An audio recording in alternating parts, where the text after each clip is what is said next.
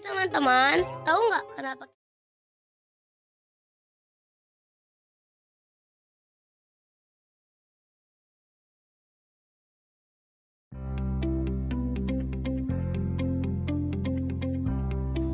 Program vaksinasi COVID-19 diklaim sangat penting karena memiliki banyak manfaat.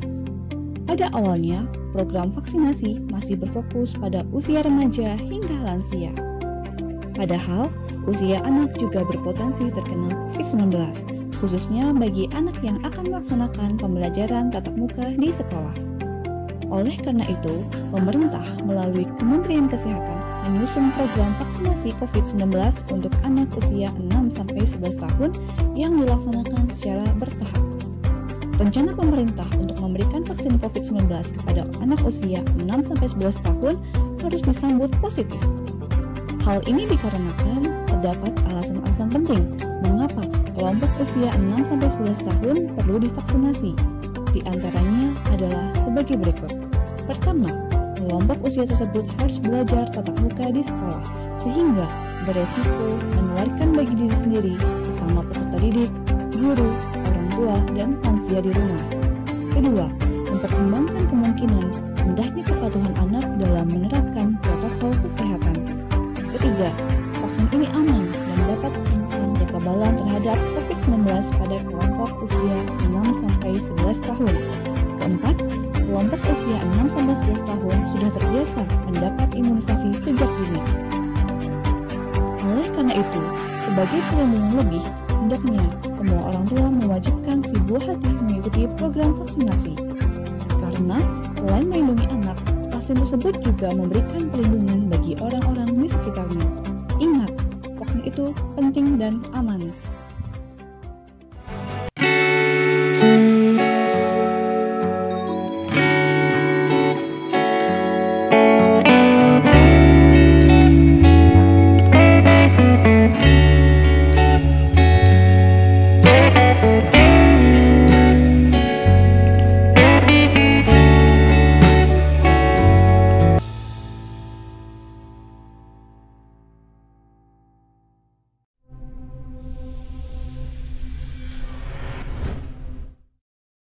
Berikut rentang satuan biaya BOS 2021. Dana BOS penggunaannya tetap fleksibel, sesuai dengan kebutuhan sekolah. Tidak ada batasan persentase penggunaan di masa kedaruratan bencana, baik yang ditetapkan oleh pemerintah pusat atau pemerintah daerah. Sekolah dapat menggunakan dana BOS untuk persiapan belajar tatap muka, belajar dari rumah, juga untuk mendukung kegiatan. Untuk pembayaran honor, maksimal adalah 50% dalam kondisi normal. Pemberian honor dapat diberikan kepada pendidik dan tenaga kependidikan yang berstatus non-ASN. BOS, untuk pendidikan yang berkualitas. Di video berikutnya akan dijelaskan tentang syarat dan ketentuan pelaporan BOS 2021. Ayo simak! Di video sebelumnya, kita menjelaskan penggunaan dan unit cost dari BOS. Sekarang, kita akan menjelaskan syarat dan ketentuan dalam pelaporan dana BOS ya. Dalam pelaksanaannya, dana BOS dilaporkan secara daring. Hal ini dilakukan untuk transparansi pelaporan dana BOS. Kami dari Dinas Pendidikan Pemuda dan Olahraga melakukan pengawasan dan juga bantuan teknis serta konsultasi kepada satuan pendidikan. Memang ada beberapa refocusing anggaran di sekolah, misalkan lebih banyak kami peruntukkan untuk pengadaan sarana kesehatan yang ada di sekolah. Kebijakan di pemerintah Kota Yogyakarta adalah pendidikan 12 tahun gratis tanpa biaya dari masyarakat. Pemenuhan kebutuhan dana operasional pendidikan di satuan pendidikan di backup 35% melalui dana BOS dan 65% di backup melalui APBD Kota Yogyakarta. Saran kami dari Kota Jogja berkaitan dengan penggunaan dana BOS, kami harapkan bisa lebih fleksibel sesuai dengan kebutuhan masing-masing satuan pendidikan yang berbasis pada kearifan budaya lokal. Keunggulan SD Negeri Giwangan sebagai sekolah inklusi, sekolah ramah anak, sekolah adiwiyata, sekolah model itu semua didanai oleh BOS. Sehingga sekolah ini menjadi maju, menjadi semakin baik, meningkat, itu merupakan biaya support dari dana BOS. Terkait dengan pelaporan BOS, kami tidak mengalami kendala karena kami mendapat bimbingan pendampingan dari verifikator Dinas Pendidikan, Pemuda, dan Olahraga Kota Yogyakarta. Selama pandemi ini, saya selaku orang tua sangat terbantu dengan adanya dana BOS. Dapat bantuan berupa pulsa kuota dan buku selama sekolah kita mendapatkan secara gratis. Kami tidak dipungut biaya apapun dari sekolah. Terima kasih sekolah, terima kasih dana BOS.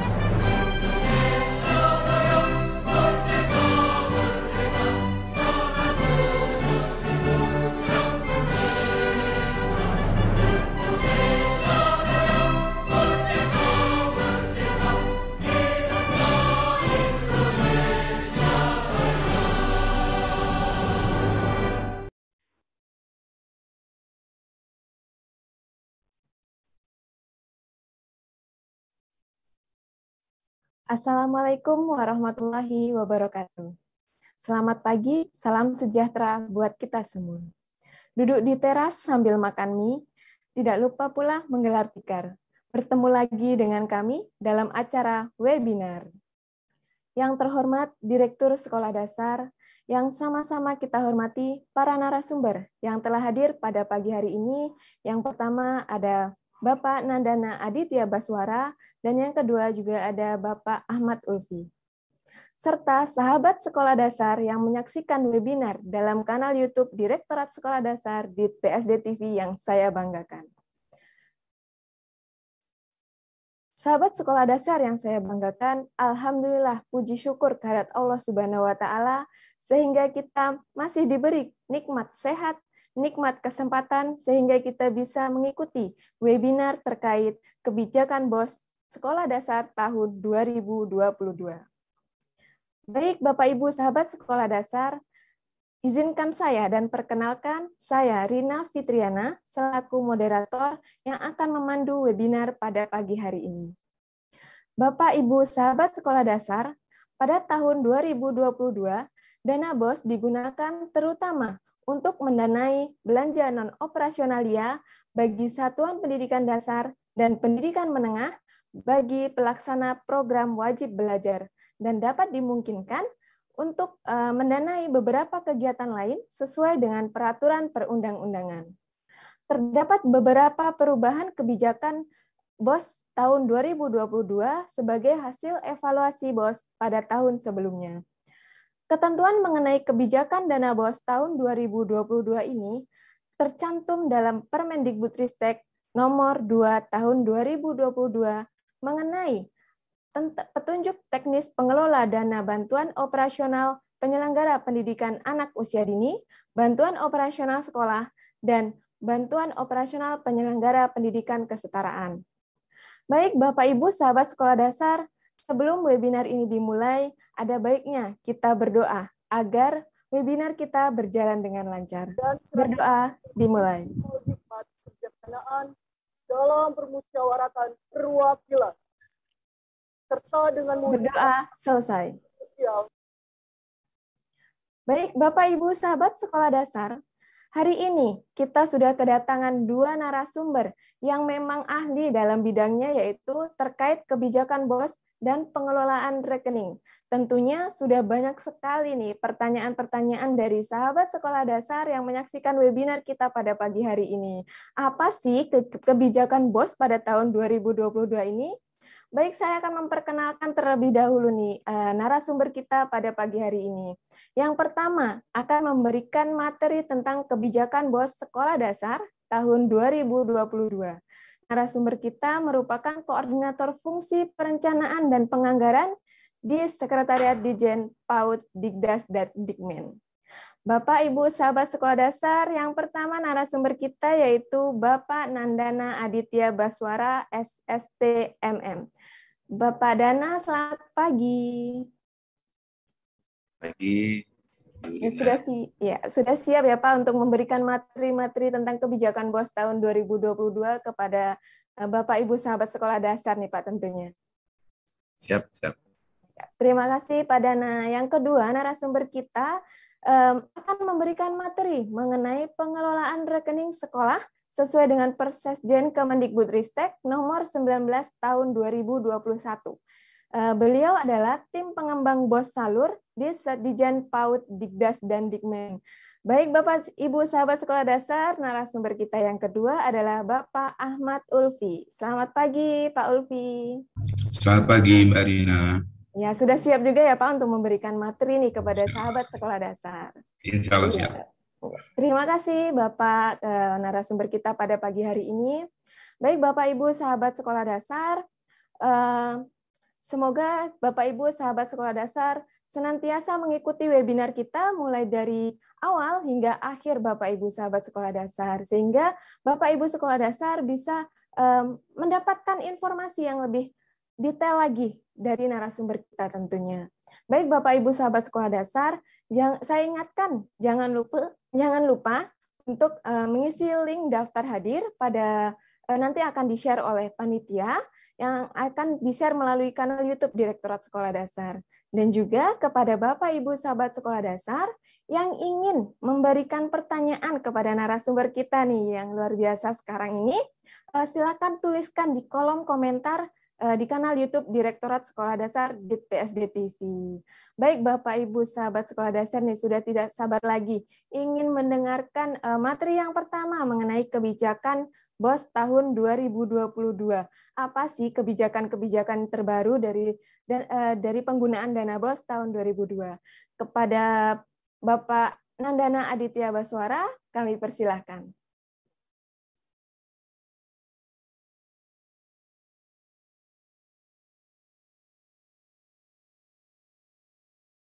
Ya, baik. Terima kasih, Bu Rina. Ya, silakan Pak Dana. Ya, baik. Waalaikumsalam. Jelas ya suara saya? Cukup jelas, Pak. Ya, jelas. Ya, Assalamualaikum warahmatullahi wabarakatuh. Selamat pagi, salam sejahtera, dan salam sehat untuk kita semua. Yang pertama-tama yang saya hormati Bu Direktur SD dan juga seluruh tim Direktorat SD yang menyelenggarakan webinar ini. Lalu Bapak Ibu perwakilan dari Dinas Kabupaten Kota, dan tentunya sekolah ya, ini perwakilan dari sekolah, entah kepala sekolah atau guru atau siapapun dari sekolah yang juga menghadiri webinar ini. Alhamdulillah pagi ini kita bisa bertemu kembali di acara Direktorat SD untuk membicarakan tentang BOS. Jadi BOS ini memang satu hal yang sangat penting, dan ini merupakan salah satu fokus kita di Kemdikbud. Tentu saja tidak hanya penyaluran, tapi bagaimana ini sudah terbit juknis yang baru. Nah, mungkin di hari ini kami ingin mencoba menjelaskan beberapa hal terkait dengan kebijakan-kebijakannya. Selain itu, termasuk mungkin nanti saya ingin sedikit membahas tentang kesiapan penyaluran dari BOS. Mengingat saat ini sudah menginjak di bulan Februari, dan tentunya ada beberapa hal yang perlu dilengkapi atau masih ada yang perlu ditindaklanjuti oleh Bapak Ibu di dinas maupun di sekolah. Saya izin share screen.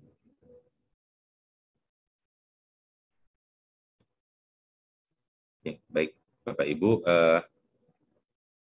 kebijakan BOS saat ini diwadahi melalui Permendikbudristek nomor 2 tahun 2022. Seperti tadi sudah disebut oleh Ibu Rina ya. Nah, mungkin yang pertama, kebijakan dana BOS ini di tahun 2022, yang pertama BOS reguler adalah program pemerintah pusat untuk menyediakan pendanaan biaya operasional bagi sekolah yang bersumber dari DAK non-fisik. Dengan tujuan yang pertama membantu biaya operasional sekolah. Kenapa kami bicara membantu? Karena kami yakin dengan dana BOS yang kami berikan, itu mungkin belum bisa memenuhi 100% dari kebutuhan sekolah. Sehingga kami terus menyuarakan gitu ya, atau apa istilahnya, mengencourage gitu ya Bapak Ibu sekalian di Dinas Pendidikan untuk terus bekerja sama bersama dengan pemerintah pusat tentunya. Jadi sudah ada DAK non-fisik berupa BOS, dan kami tentu berharap sekali dari pemerintah daerah juga ikut berkontribusi.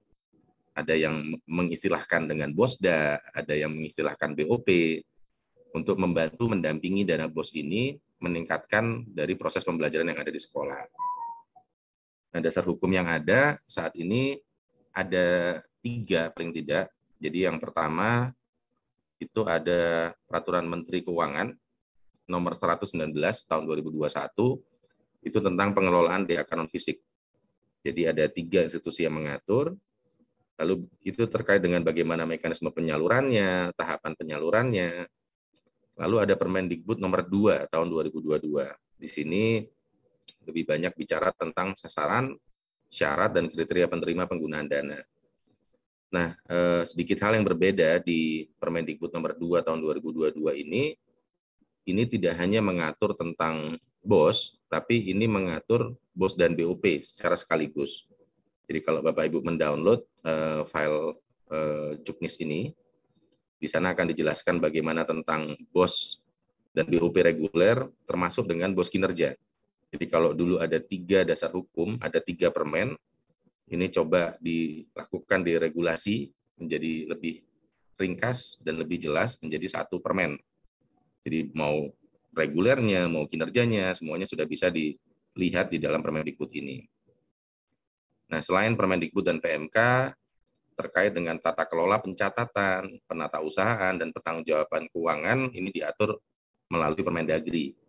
Di mana yang pertama ada Permendagri 24/2020, ini tentang pengelolaan dana BOS pada Pemda, serta Permendagri nomor 27/21, ini tentang pedoman penyusunan APBD. Nah, jadi hal-hal ini sebenarnya yang mendasari tentang BOS, operasionalisasinya, pelaksanaannya, terutama untuk Dinas Pendidikan. Kami sangat berharap untuk kelancaran pelaksanaan, Bapak Ibu harus merefer ke paling tidak 4 permen ini. Nah, kenapa kami bilang begitu? Dalam melaksanakan BOS ini, tentunya Bapak Ibu pasti ada kebutuhan untuk melihat dari sisi penyalurannya, dari sisi penggunaannya, dari sisi penatausahaannya. Nah, ini seringkali kami menemui kasus-kasus di daerah yang mengalami kebingungan karena hanya melihat salah satu permennya. Misalnya Bapak Ibu hanya lihat di Permendikbud, pasti Bapak Ibu akan bingung, penyalurannya gimana ya, gitu. Misalnya ini di dinas ya, nanti nyatetnya gimana, penatausahaannya gimana, gitu. Jadi 4 hal ini paling tidak adalah hal yang mandatori, hal yang wajib untuk Bapak Ibu terutama di Pemda untuk melihat bagaimana sebenarnya BOS ini dijalankan. Ini dari dasar hukumnya. Nah, lalu di 2022 ini apa saja yang berubah dari segi syarat dan kriteria? Ini tidak banyak perubahan, Bapak Ibu. Jadi yang pertama bahwa sumber data utama dari pemberian BOS ini adalah Dapodik dengan cut-off tanggal 31 Agustus tahun sebelumnya. Jadi misalnya ketika untuk melakukan penyaluran 2022, maka cut-off-nya 31 Agustus 2021. Sangat penting tentunya, karena ini yang akan menentukan alokasi Bapak Ibu selama setahun ke depan. Jadi ada beberapa kasus sekolah itu terlambat melakukan sinkron, sehingga konsekuensinya tidak bisa mendapatkan dana BOS. Ada juga kasus yang lain, sekolahnya sudah sinkron, tapi peserta didiknya tidak maksimal, karena operatornya atau sekolah tersebut belum selesai mengisi siswa yang seharusnya. Siswanya 100, misalnya baru di entry 90, belum dimutasi dan seterusnya. Nah, itu akan sangat menentukan dana BOS yang diterima di sekolah. Nah, terkait dengan Dapodik ini, sekali lagi kami mengingatkan bahwa ini adalah tanggung jawab bersama. Sering kami dengar keluhan-keluhan dari daerah maupun dari sekolah, operator dan operator. Menurut kami tanggung jawab terbesar di sini adalah di kepala sekolah dan di Dinas Pendidikan, operator yang melaksanakan. Saja ke operator dalam tanda kutip ya, tapi perlu ada kontrol, perlu ada pemantauan, perlu ada konfirmasi baik dari dinas maupun dari kepala sekolah. Lalu jelas harus memiliki NPSN, memiliki izin menyelenggarakan pendidikan. Nah, ada satu pasal yang dihapus yang di permen sebelumnya, itu bicara tentang memiliki jumlah peserta didik paling sedikit 60 selama 3 tahun terakhir. Nah, pasal tersebut dihapus. Lalu bukan satuan pendidikan kerjasama ini tetap. Yang nomor 6 ini bukan satuan pendidikan diselenggarakan oleh KL lain, KL ya. Jadi ini mungkin ada banyakkan di SMK ya, bukan di SD. Masih ada beberapa sekolah-sekolah yang menerima pendanaan dari KL pusat gitu. Kemarin itu seperti di perindustrian gitu. Nah, itu harapannya memang tidak diperbolehkan menerima dari 2 sumber. Tapi untuk SD mestinya kasus ini tidak ada. Dan yang terakhir ini memiliki rekening satuan pendidikan atas nama satuan pendidikan. Ini yang dimaksud adalah sesuai dengan Persesjen yang nanti akan dielaborasi lebih jauh. Jadi dikecualikan untuk tahun 2022 ini masih digunakan sebagai syarat salur. Jadi nanti 2023 ini adalah syarat penerima. Kalau 2022 karena ini penerapan tahun pertama, maka masih digunakan sebagai syarat penyaluran. Jadi ini ada 7 hal yang menjadi syarat dan kriteria satuan pendidikan untuk bisa menerima dana BOS. Relatif tidak banyak perubahannya. Nah, tadi kami sempat menyebutkan tentang rekening pendidikan itu rekening satuan atas nama satuan pendidikan. Nah, ini sebenarnya diatur di dalam Persesjen. Jadi mungkin background-nya untuk Bapak Ibu yang belum tahu, dulu banyak terjadi retur. Nah, sehingga kita lakukan penataan melalui Persesjen yang kemudian diperkuat melalui Permendikbud di Juknis ini. Jadi kalau dulu rekening satuan pendidikan itu diupdate oleh masing-masing sekolah. Tapi karena masing-masing sekolah yang update dan jumlah sekolah itu 216.000 yang terdaftar di BOS kurang lebih, sehingga dinamikanya luar biasa tinggi. Karena luar biasa tinggi, akhirnya banyak retur yang terjadi.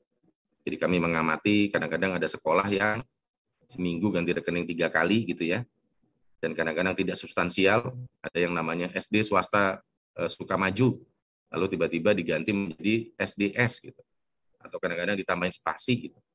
Dan sehingga itu mengakibatkan retur. Dan ketika retur, itu prosesnya lama sekali.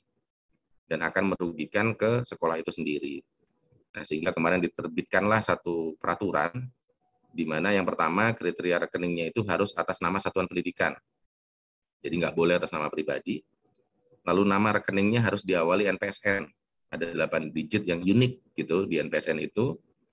Ini karena dulu pernah terjadi beberapa salah salur. Nama sekolah itu kadang-kadang banyak yang sama persis Bapak Ibu, meskipun dalam satu kabupaten atau kota. Nah, untuk menghindari itu dan supaya lebih presisi, maka nama rekeningnya harus diawali dengan NPSN. Terus harus dikeluarkan oleh Bank Umum. Nah, bagaimana pengelolaan rekening satuan pendidikannya? Jadi yang pertama, pembukaan rekening itu harus pada bank yang ditunjuk oleh Pemda, itu satu. Lalu yang kedua, penetapan rekening harus melalui surat keputusan dari daerah. Surat keputusan kepala daerah. Jadi misalnya Bupati Wonosobo menetapkan sekian ribu sekolah, itu rekeningnya ini untuk menerima dana BOS. Nah, jadi udah ada formatnya juga di dalam Persesjen ini, mungkin nanti dari Mas Ulfi bisa menjelaskan, bisa ada pengaturannya. Tapi bahwa rekening itu akan legal dan diakui untuk penyaluran dana BOS jika sudah ditetapkan oleh kepala daerah. Jadi itu kata kuncinya. Lalu yang ketiga, setelah ditetapkan, maka data SK tersebut harus diinputkan kepada sistem kami, yaitu di Bosalur. Nah, nanti di Bosalur itu setelah diinputkan, lalu kita akan cek gitu ya ke bank, termasuk dikonfirmasi kembali oleh Dinas Pendidikan. Jadi paling tidak ini step garis besarnya yang harus dilakukan oleh sekolah dan dinas. Bagaimana progresnya nanti akan kami jelaskan di slide-slide berikutnya. Nah, di tahun 2022 ini dana BOS sudah ditetapkan untuk 217.620 sekolah yang memenuhi syarat-syarat di atas tadi dengan nilai anggaran 51,6 T. Jadi kalau kita fokus di sini untuk sekolah dasarnya itu ada 147.384 sekolah dengan jumlah siswa 23.656.000 dengan anggaran 22,7 triliun. Ini anggaran yang luar biasa besar dan sudah disediakan. Nah, ini harapannya bisa dimanfaatkan secara maksimal oleh sekolah Bapak Ibu. Nah, data ini berbasis pada cut-off 31 Agustus 2021 untuk 1 tahun anggaran 2022 ya Bapak Ibu. Ini maaf saya typo. Jadi data ini akan berlaku penuh di tahun 2022 dan ini ditetapkan melalui keputusan Mendikbud nomor 28 tahun 2022 tentang penerima dana BOP PAUD reguler, BOS reguler, dan BOP pendidikan kesetaraan. Jadi ini sudah ditetapkan berbasis dengan proses yang berlalu mulai dari tahun lalu. Ini alokasinya 22,7 T. Nah, untuk satuan biaya ini masih sama seperti tahun lalu. Jadi satuan biayanya ini berbeda antar daerah, tentunya berbasis keadilan sosial lah ya. Jadi memang untuk daerah yang membutuhkan biaya lebih mahal, ya pasti unit cost-nya lebih tinggi. Ini tidak ada perubahan dari tahun lalu, masih sama. Nah, apa prinsip-prinsip pengelolaan dana BOS? Jadi uangnya ada 22,7 T, unit cost-nya masih sama. Nah, prinsipnya apa? Jadi yang pertama, prinsipnya itu fleksibel Bapak Ibu. ini masih sama seperti tahun lalu, kami mengingatkan kembali, apa yang dibilang fleksibel? Fleksibel itu adalah sesuai dengan kebutuhan satuan pendidikan. Jadi misalnya ada SD 1, itu mungkin butuh bukunya itu banyak, ya dia boleh membelikan buku 40% budgetnya boleh. Tapi untuk SBB yang bukunya nggak butuh banyak, misalnya, ya boleh hanya spend 10%. Ternyata kebutuhan SDB lebih untuk gurunya misalnya. Ini sesuai dengan kebutuhan dari masing-masing satuan pendidikan. Lalu yang kedua efektif. Jadi efektif ini ya apa? Pengelolaan dananya diupayakan dapat memberikan hasil pengaruh dan daya guna. Ya efektif dan efisien lah intinya Bapak Ibu. Jadi ini yang pertama fleksibel tadi sudah clear. Efektif dan efisien ini tentunya kita cari biaya yang dalam tanda kutip terendah untuk mencapai hasil yang paling maksimal gitu. Kalau misalnya kita naik kendaraan ingin menuju ke satu titik, kalau bisa lebih mudah ya nggak perlu muter-muter gitu kan, ibaratnya. Jadi dengan biaya seminimal mungkin dengan hasil yang paling optimal. Nah tentu prinsip yang berikutnya itu akuntabel, harus dapat dipertanggungjawabkan secara keseluruhan, dan harus logis sesuai peraturan perundang-undangan. Ini Bapak Ibu, bos ini saat ini dipantau oleh berbagai pihak gitu. Ini bukan menakut-nakuti, tapi kita juga harus merencanakan dengan baik dan melaksanakan dengan baik. Jadi kemarin contohnya saat pandemi ada review, ada audit BPKP bersama inspektorat kami, banyak juga kejanggalan-kejanggalan yang jadi di satuan pendidikan. Ketika tahun pertama pandemi, ternyata ada sekolah-sekolah yang tidak ada perubahan. Misalnya untuk langganan daya jasanya tetap, padahal PJJ penuh ya. Lalu misalnya beli galon biasanya 100, kok tetap beli 100 galon. Ini kan tetap harus dilihat Bapak Ibu. Tidak mungkin ketika kita yang pertama ketika merencanakan nggak mungkin kita copy paste, ketika melaksanakan juga ya kita lihat juga seperti apa konteks yang ada di lapangan. Jadi ini tolong diperhatikan betul, akuntabel ini, serta transparan. Jadi siapapun yang mau masuk, siapapun yang mau cek, Bapak Ibu di sekolah harus siap gitu tentang apa saja penggunaan dana BOS ini sesuai dengan juknis yang ada gitu. Jadi paling tidak ada 5 hal prinsip-prinsip pengelolaan dana BOS. Nah ini melaksanakannya ada beberapa tata cara. Jadi yang pertama menentukan komponen penggunaan dana sesuai dengan kebutuhan prioritas sekolah. Jadi tentu ketika bicara prioritas sekolah mungkin ini perlu ada meeting-meeting di sekolah untuk memastikan apa sih prioritas yang mau dipenuhi, apa sih yang paling dibutuhkan oleh sekolah dengan dana BOS ini. Lalu yang kedua harus sesuai dengan peraturan mengenai PBJ. Jadi ada aturan-aturan tentang pengadaan barang jasa di sekolah, ini juga perlu diperhatikan bagaimana melalui SIPLA dan seterusnya.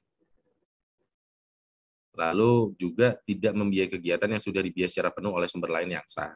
Jadi ini juga tidak boleh kalau ada sumber-sumber lainnya, misalnya ada dari Bosda gitu ya, lalu ada dari Bosnas, ini membiayai satu hal tapi dibiayai dua sumber dana tapi membiayai satu hal gitu, ini juga tidak diperbolehkan.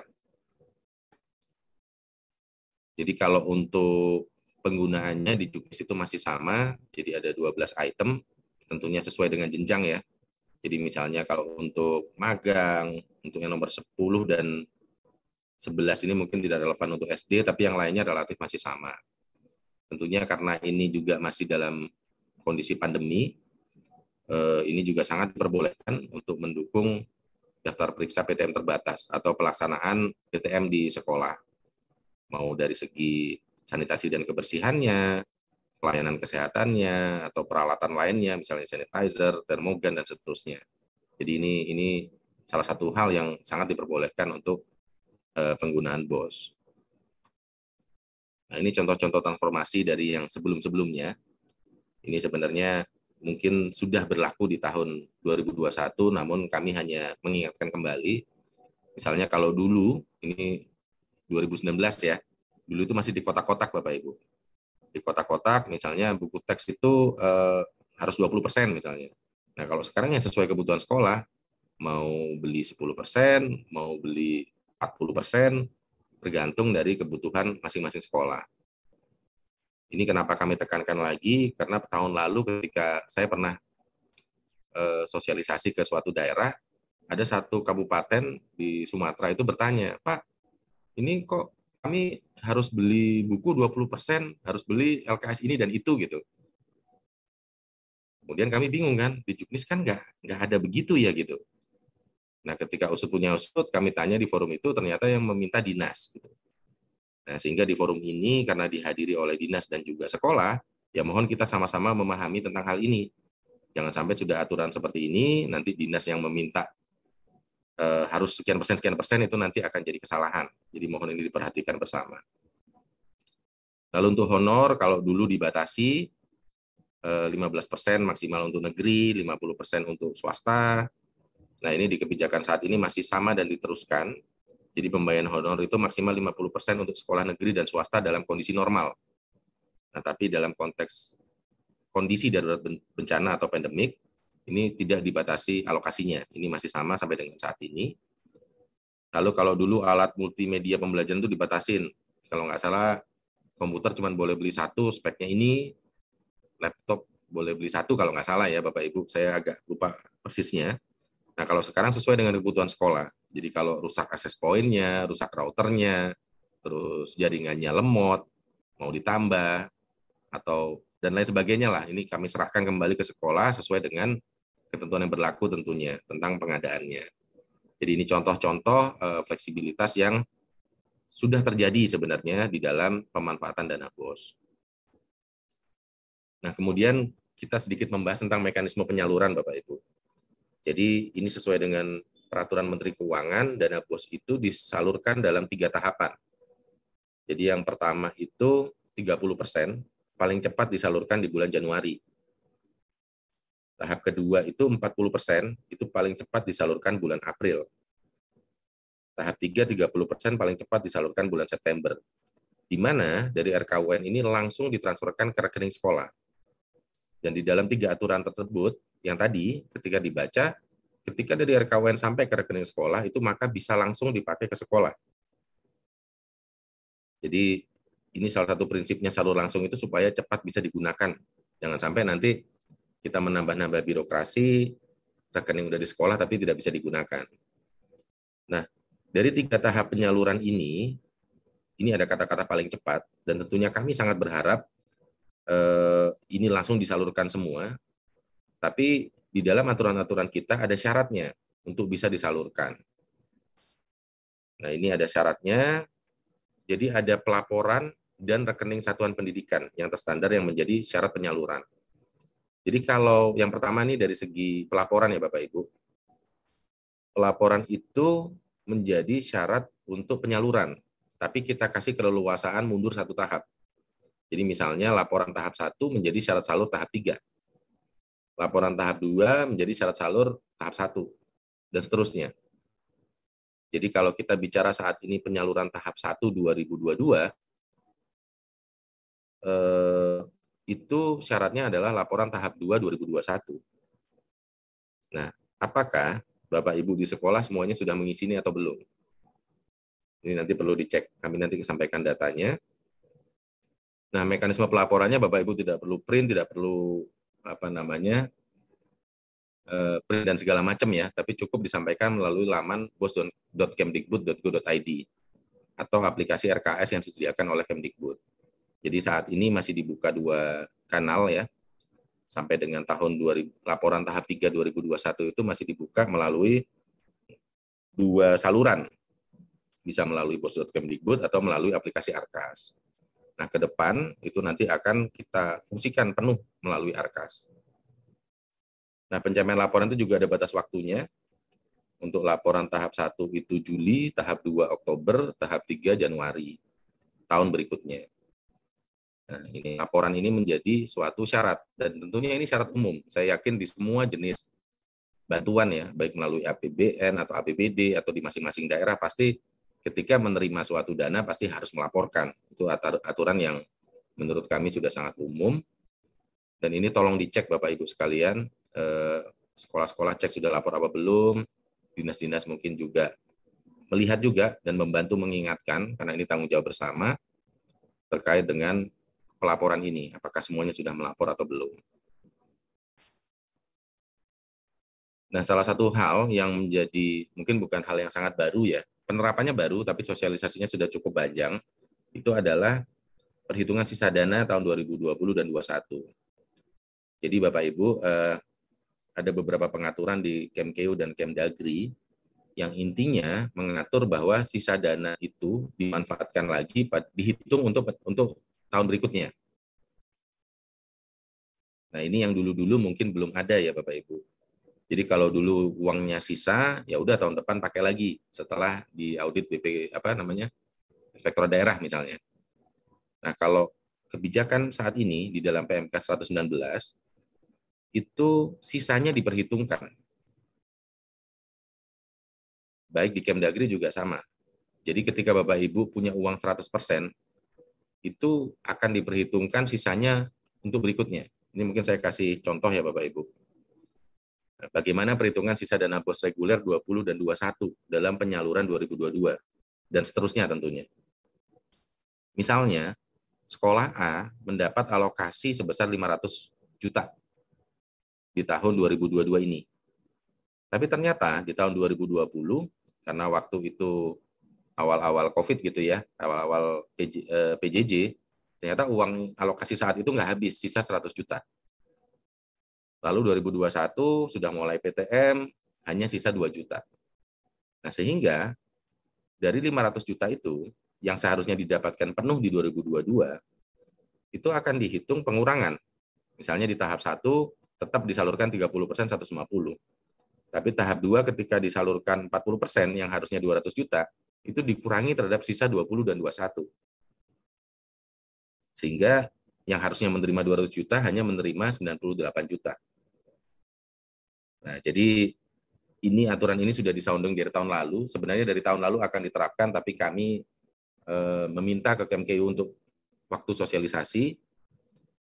Nah, tahun 2022 ini sudah waktu penerapan. Jadi kami mungkin mengingatkan kembali ke Bapak Ibu, ini belum dieksekusi aturan ini saat ini, tapi tahap 2 nanti akan dieksekusi. Tolong dipastikan kembali, Bapak Ibu di dinas maupun di sekolah, laporan realisasi itu yang ada di Bosalur maupun di Arkas itu memang sesuai kondisi real. Akhir tahun lalu kami sempat diskusi dengan beberapa daerah dan menerjunkan tim ke beberapa sekolah secara langsung. Ada juga fenomena yang laporannya itu tidak sesuai. Jadi di Bosalur kami, uangnya itu misalnya masih sisa 30% begitu ya. Tapi begitu sampai di sekolah terkait, sekolah tersebut, lihat pembukuan aslinya gitu ya. Ternyata kepala sekolahnya menyampaikan, sebenarnya ini uangnya udah habis kalau di pengeluaran aslinya. Duh, kenapa dilaporkan sisa 30%? Pertanyaan kami kan. Nah, diusut-usut ternyata misalnya operatornya atau misalnya pihak dari sekolahnya sendiri, ya waktu itu kami asal ngisi aja supaya yang tadi tolong di-mute ya supaya yang penting salur gitu. Jadi kami ngisinya nggak maksimal. Padahal aslinya itu habis gitu Bapak Ibu. Nah, jadi ini tolong dicek kembali baik di dinas maupun di sekolah. Ini belum kami close gitu ya.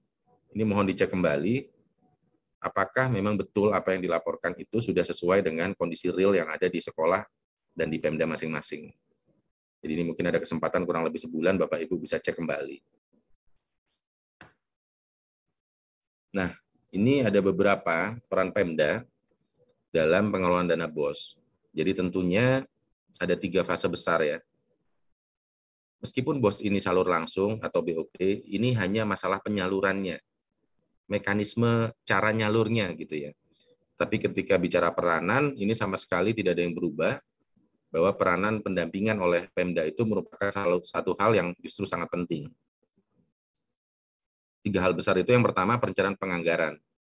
Jadi di sini yang pertama tadi kami sampaikan ya, terkait dengan data. Ini tentu butuh sekali pendampingan dari dinas bahwa datanya itu real dan datanya itu sesuai. Lalu terkait dengan perencanaan itu pasti ada RKS dan seterusnya gitu ya. Lalu setelah perencanaan, pelaksanaan dan penatausahaan ini juga sama, ini perannya besar sekali di dinas.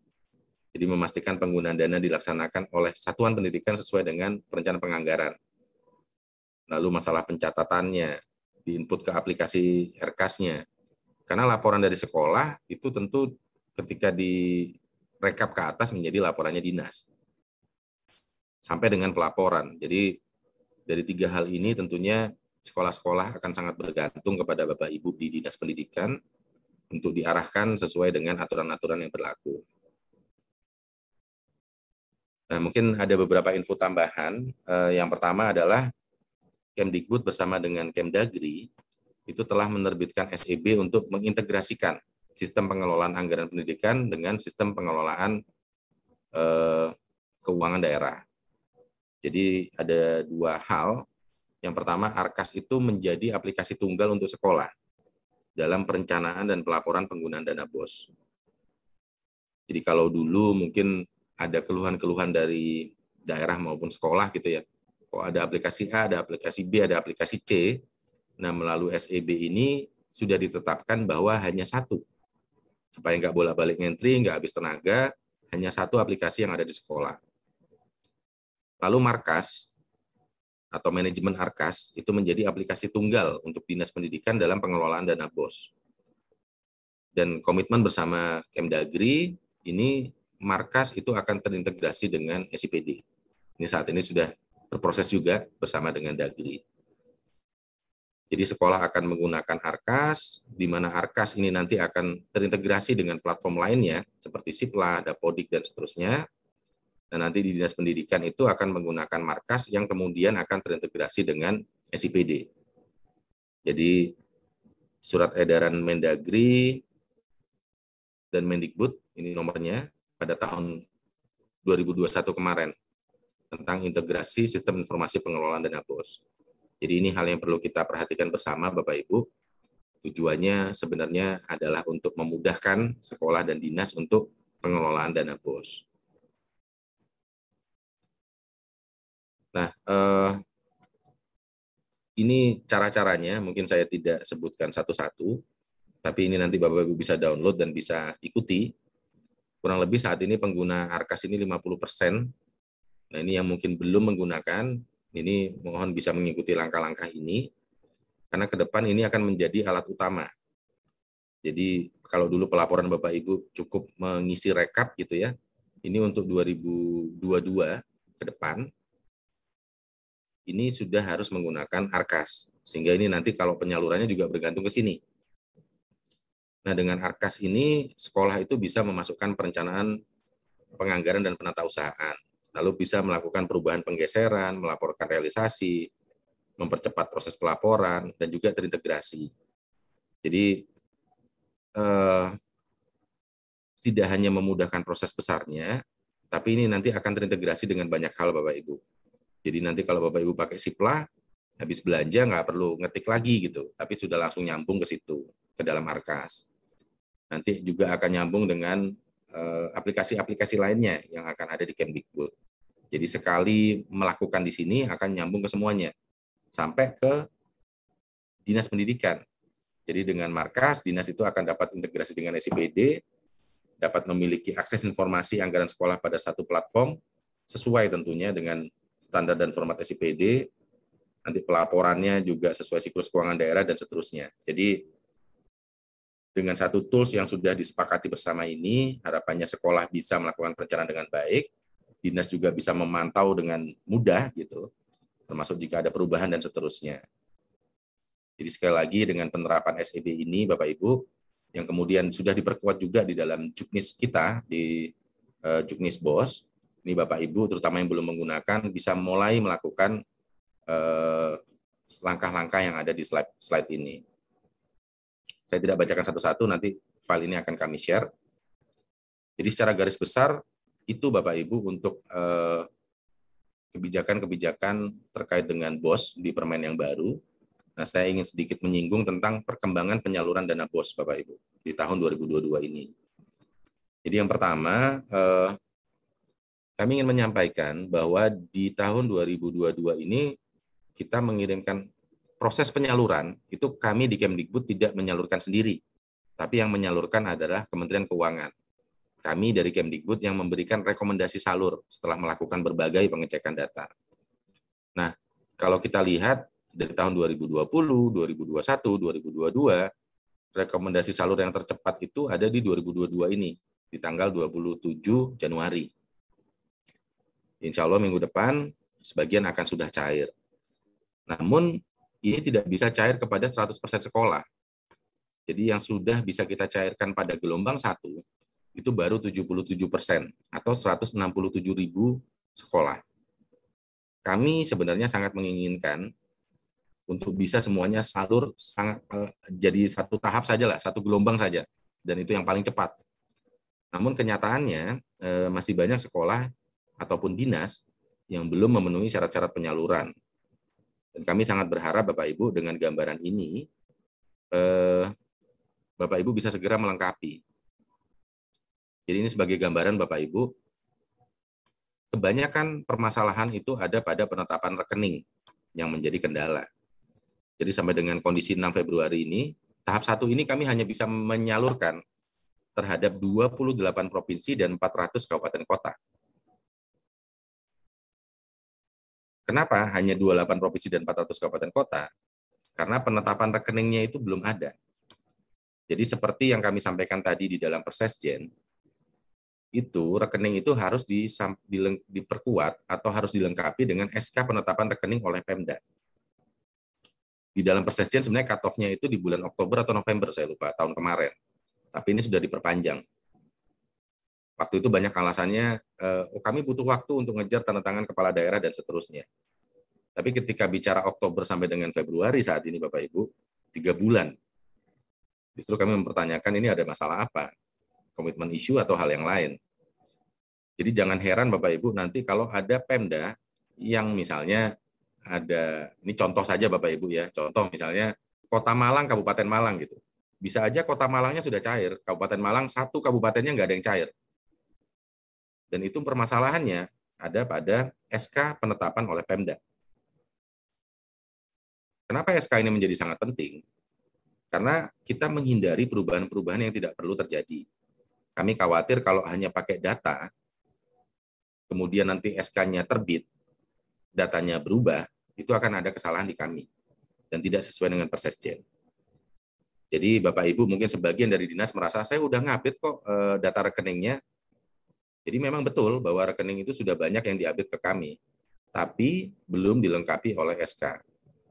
Jadi mungkin di momen ini saya juga mengingatkan kembali, kami sangat berharap tahap 2 ini bisa segera gelombang 2 ini bisa segera disusulkan. Yang tersisa itu masih berapa nih? 216 dikurangi 167 ya, masih cukup banyak. Jadi ini mohon Bapak Ibu segera melengkapi. Saya yakin kalau dikawal betul, SK ini pasti bisa selesai. Saya yakin ini perlu diberikan pengertian ke kepala daerah atau melalui sekdanya dan seterusnya, tapi ini mohon menjadi prioritas karena ini menyangkut penyaluran dana BOS ke sekolah-sekolah di wilayah Bapak Ibu sekalian. Jadi ini kendala terbesarnya ada di rekening, di mana masih ada 4 Pemda Provinsi dan 78 Pemda Kap Kota yang belum menyampaikan SK penetapan rekeningnya. Nah ini yang populasi besarnya bisa, saya yakin yang lain juga bisa segera menyusul. Nah selain masalah rekening juga ada kendala pelaporan. Jadi masih ada 1,8% sekolah yang menyampaikan lebih dari batas waktu.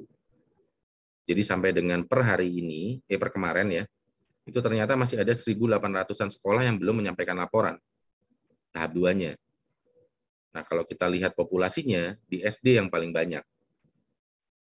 Ini SD yang belum lapor masih ada 1.330 sekolah.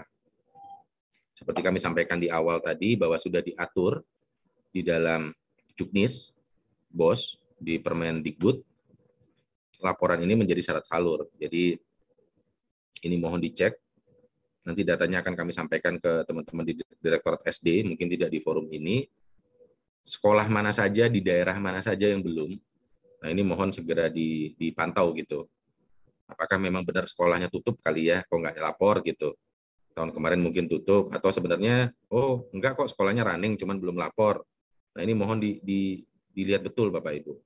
Jangan sampai cuman karena hal-hal yang memang sudah jadi kewajiban, nanti malah kasihan anak didiknya gitu. Karena ujung-ujungnya ke peserta didik itu juga kalau nggak ada bos, gimana nanti fasilitas-fasilitas bisa kita siapkan untuk mendukung proses pembelajaran. Nah, gimana tindak lanjutnya terhadap hal-hal yang tadi? Jadi yang pertama, untuk rekening sekolah, Pemda perlu melakukan percepatan penetapan rekening satuan pendidikan. Lalu SK-nya tadi ya, jika SK-nya sudah selesai, tolong segera di-upload, dan dinas melakukan input atau approval yang ada di Posalur. Jadi rekening ini tadi populasinya sangat besar Bapak Ibu. Ada 4 provinsi, 78 kap kota. Jadi ini tolong diperhatikan betul. Jangan sampai satu wilayah Bapak Ibu nggak ada yang salur, tetangga salur, nanti juga banyak komplain itu nanti sampai ke kemana-mana isunya nanti. Jadi tolong ini dipercepat. Lalu untuk laporan sekolah, ini juga tolong segera di-input dan dicek kembali. Seperti tadi kami sampaikan, yang pertama tolong segera diselesaikan, tadi 1.800-an sekolah itu. Lalu mohon Bapak Ibu semua cek kembali laporan dana BOS 2020 dan 2021. Jangan-jangan saat itu waktu ngentri salah ketik, atau waktu itu buru-buru, sehingga yang harusnya nolnya 5 jadi nolnya 7, dan seterusnya lah. Ini mungkin mohon dicek kembali laporan 20 dan 21, mengingat ini nanti sisa dananya akan dihitung dalam penyaluran tahap 2 2022. Lalu yang ketiga, ini implementasi Arkas dan Markas. Seperti kami sampaikan, tadi sudah ada SEB antara Mendikbud dan Mendagri. Jadi mohon ini Bapak Ibu yang belum menggunakan, dapat segera menggunakan Markasnya dulu untuk dinas dan Arkas untuk sekolah. Bagaimana menggunakannya tadi ada di slide ini, secara garis besar, nanti Bapak Ibu bisa ikuti langkah-langkah yang ada di situ, dan file ini akan kami sampaikan ke Bapak Ibu sekalian melalui panitia webinar ini. Baik, mungkin secara garis besar itu Bapak Ibu, yang jelas harapan kami dari tahun ke tahun, BOS ini pengelolaannya makin baik, dan dapat diterima makin cepat oleh satuan pendidikan, dan dapat memberikan manfaat yang makin besar untuk kemajuan pendidikan kita. Yang jelas, hampir seluruh hal sudah kami persiapkan sampai dengan anggarannya. Mohon kita semua dapat mengawal Bapak Ibu, tadi ada rekening, ada dan macam-macam ya, supaya uang itu bisa dapat segera digunakan oleh sekolah dan menunjang proses pembelajaran. Mungkin itu saja dari saya. Wabillahi taufiq wal hidayah. Assalamualaikum warahmatullahi wabarakatuh. Waalaikumsalam warahmatullahi wabarakatuh. Terima kasih Pak Dana mengenai kebijakan BOS tahun 2022 ini. Semua sudah dijelaskan oleh Pak Dana secara jelas, secara terperinci ya Bapak Ibu sahabat sekolah dasar. Ada beberapa kebijakan yang berbeda di tahun sebelumnya. Pada tahun 2022 ini lebih fleksibel dan disesuaikan dengan kebutuhan sekolah, dan untuk penyaluran dan ketentuannya bisa Bapak Ibu lakukan sesuai dengan peraturannya. Dan yang paling pokoknya di sini yang saat ini yaitu penetapan SK sebagai penetapan rekening serta pelaporan yang harus dilaporkan dari sekolah serta implementasi Arkas atau Markas. Baik, terima kasih Pak Dana atas informasi atau materi yang telah disajikan kepada kita semua. Baik, Bapak Ibu sahabat sekolah dasar, nanti di akhir sesi akan ada link daftar hadir nih Bapak Ibu sahabat sekolah dasar. Di situ nanti bisa Bapak Ibu sahabat sekolah dasar mengisi link tersebut untuk mendapatkan e-sertifikat secara gratis tentunya Bapak Ibu sahabat sekolah dasar. Jadi Bapak Ibu sahabat sekolah dasar untuk tetap mengikuti webinar kita ini sampai akhir sesi. Baik Bapak Ibu sahabat sekolah dasar, saya ingatkan kembali, jika Bapak Ibu sahabat sekolah dasar ingin mengajukan pertanyaan nih kepada narasumber kita pada pagi hari ini, silahkan tulis di kolom komentar YouTube Direktorat Sekolah Dasar. Baik Bapak Ibu sahabat sekolah dasar, materi yang kedua nih mengenai pengelolaan rekening sekolah sesuai dengan Persesjen Kemendikbudristek nomor 19 tahun 2021 yang akan disampaikan oleh Bapak Ahmad Ulfi. Kepada Pak Ulfi, kami persilahkan. Baik, terima kasih Mbak Fitria. Selamat pagi Bapak Ibu semua. Yang saya hormati Direktur SD, juga teman-teman panitia, saya hormati Pak Dana. Saya di sini juga kepada dinas dan sekolah yang mengikuti webinar ini.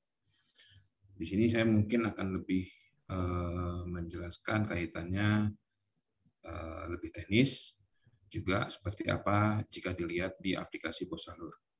Izin saya share screen ya.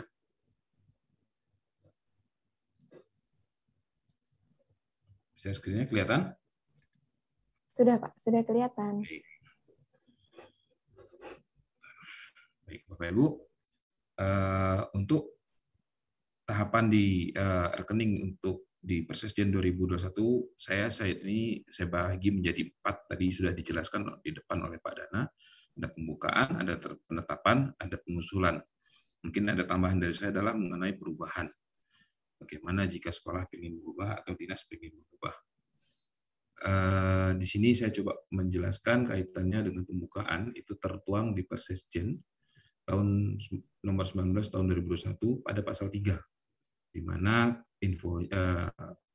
nomenklaturnya adalah pembukaan rekening satuan pendidikan pada satuan pendidikan dana BOS maupun POP dan POP PAUD dan kesetaraan yang diselenggarakan oleh Pemda dan masyarakat yang dilakukan oleh Pemda. Jadi pembukaan rekening ini baik negeri maupun swasta dilakukan oleh Pemda. Jadi bukan sekolah lagi yang membuka rekening, tetapi adalah Pemda. Dalam ini bisa diwakili oleh Dinas Pendidikan. Nah, ketika pembukaannya ini ada syarat-syarat syarat-syarat yang harus diikuti di Persesjen itu pada pasal 4, yaitu pertama kategorinya adalah atas nama satuan pendidikan sesuai dengan nama yang terdaftar dalam Dapodik. Nama rekening disertai dengan nomor pokok Satuan Pendidikan Nasional. Tadi kalau penjelasan Pak Dana di awal ya. Nah, yang ketiga adalah dikeluarkan oleh Bank Umum yang terdaftar dalam sistem clearing nasional atau BI RTGS yang ditetapkan oleh Pemda. Tadi juga sudah dijelaskan di depan. Nah, berikutnya adalah penetapan. Nah, penetapan ini ada di pasal 5. Yaitu rekening satuan pendidikan yang memenuhi kriteria harus diverifikasi dan divalidasi oleh Pemda sesuai dengan kewenangannya. Jadi di sini untuk jenjang SD SMP itu ada di kabupaten. Nah, karena kita lagi bahas SD, berarti ini akan diverifikasi dan validasi oleh dinas kabupaten. Nah, setelah diverifikasi dan validasi, maka dinas harus menetapkan dalam bentuk surat keputusan. Nah, setelah ditetapkan, baru diusulkan. Ada di mana pasalnya? Ada di pasal 6. Yaitu rekening satuan pendidikan yang telah ditetapkan pemerintah daerah sebagaimana dimaksud dalam pasal 5 diusulkan oleh Dinas Pendidikan kepada Direktur Jenderal. Nah, itu untuk pengusulannya. Nah, setelah diusulkan dan nanti jika sudah disalurkan, apa yang harus dilakukan jika ingin melakukan perubahan? Tentu ini ada ketentuan-ketentuan ya. Nah, di pasal 8 itu ada keterangannya, yaitu rekening satuan pendidikan yang telah ditetapkan oleh Dirjen, sebagaimana dimaksud pasal 7 ayat 3, dapat dilakukan perubahan berdasarkan usulan perubahan rekening satuan pendidikan oleh dinas. Jadi dinas yang mengusulkan, bukan sekolah.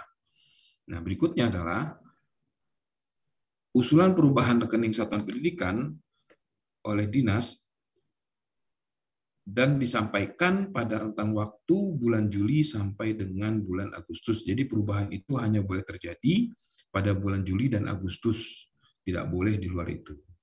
Itu 4 tahapan di Persesjen yang Bapak Ibu nanti bisa pelajari lebih lanjut di Persesjen 19 tahun 2021. Nah, dari 4 tahapan tadi mungkin saya coba ringkas, yaitu pembuatan rekening dilakukan oleh Dinas Pendidikan sesuai kewenangan, walaupun dibuka oleh Dinas Pendidikan, tetapi rekening tersebut milik satuan pendidikan. Lebih berikutnya lagi adalah spesimen pada rekening tersebut dilakukan oleh Kepala Satuan Pendidikan. Nah, dinas melakukan verifikasi dan validasi rekening oleh satuan pendidikan. Nah, tadi rekening hasil verifikasi dan dinas diusulkan pada laman BOS Salur, yaitu bos.kemdikbud.go.id. Perubahan rekening dapat dilakukan 1 kali dalam 1 tahun pada bulan Juli dan Agustus. Jadi di luar itu tidak boleh. Nah, Berikutnya adalah bagaimana format rekening yang benar. Ada format nama rekening itu ada tertuang di dalam lampiran Persesjen 19 tahun 2021. Jadi untuk format nama rekening itu seperti contoh di lampiran adalah NPSN dan ada spasinya. Berikutnya disambung dengan nama sekolah. Contoh nama rekeningnya itu kalau di Persesjen adalah NPSN yang 123456778 dan nama sekolahnya SD Negeri 1 Ciria. Nomor rekeningnya tentu disesuaikan dengan yang ada di bank. Nah, berikutnya saya akan memberikan contoh seperti apa format nama rekening yang benar. Kita ambil contoh sekolah, yaitu NPSN dengan NPSN 2024576 dengan nama sekolah SDN 263 Rancaloa Kota Bandung.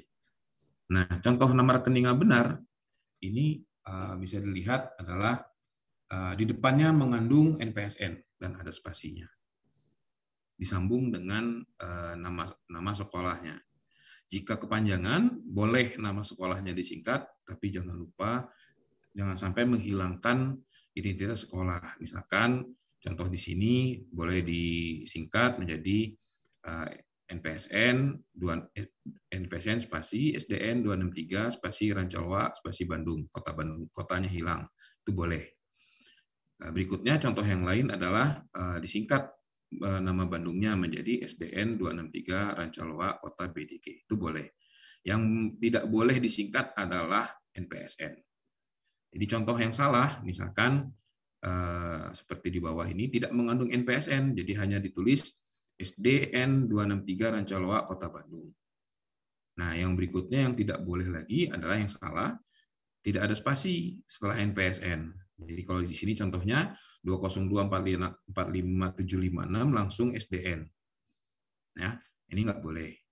Nah, berikutnya lagi NPSN pada nama rekening berbeda dengan NPSN sekolah. Contohnya di atas NPSN-nya 202455756, ternyata di nama rekeningnya 202455757. Nah, walaupun semuanya sama, tapi cuma satu digit yang berbeda, maka ini tidak diizinkan. Di laman Bosalur tidak boleh dan statusnya akan menjadi gagal verifikasi.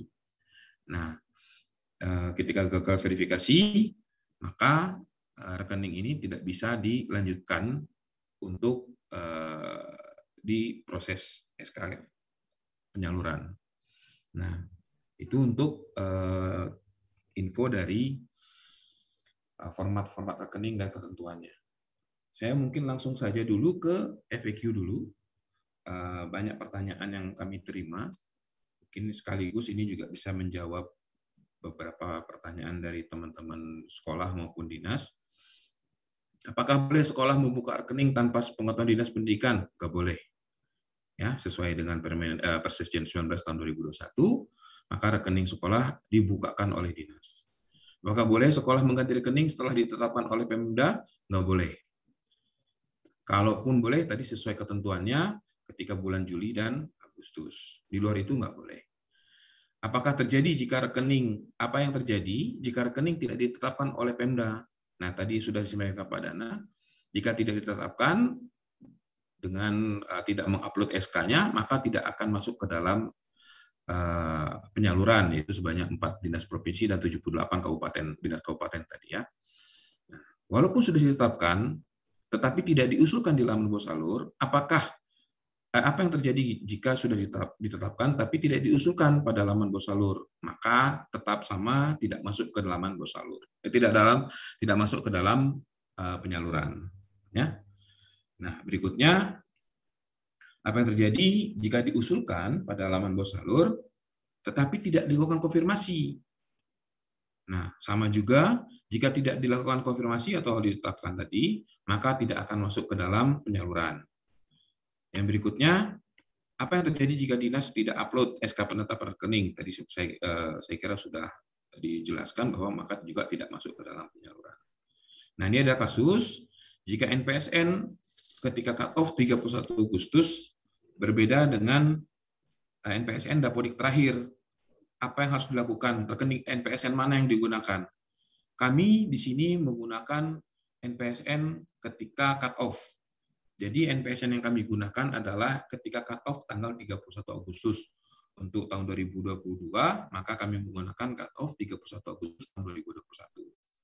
Nah, nama rekeningnya boleh menggunakan nama terakhir pada Dapodik, tapi NPSN-nya tidak boleh. Ya. Nah, kalau berbeda. Berikutnya, bolehkah nama rekening disingkat? Tadi sudah dijelaskan dengan contoh di depan, boleh selama tidak menghilangkan identitas sekolah. Tetapi yang tidak boleh disingkat adalah NPSN. Ya. Itu nggak boleh sama sekali. Nah, berikutnya, saya langsung ke laman Bosalur sekolah jika ingin lihat rekening yang sudah ditetapkan oleh Dinas ada di mana.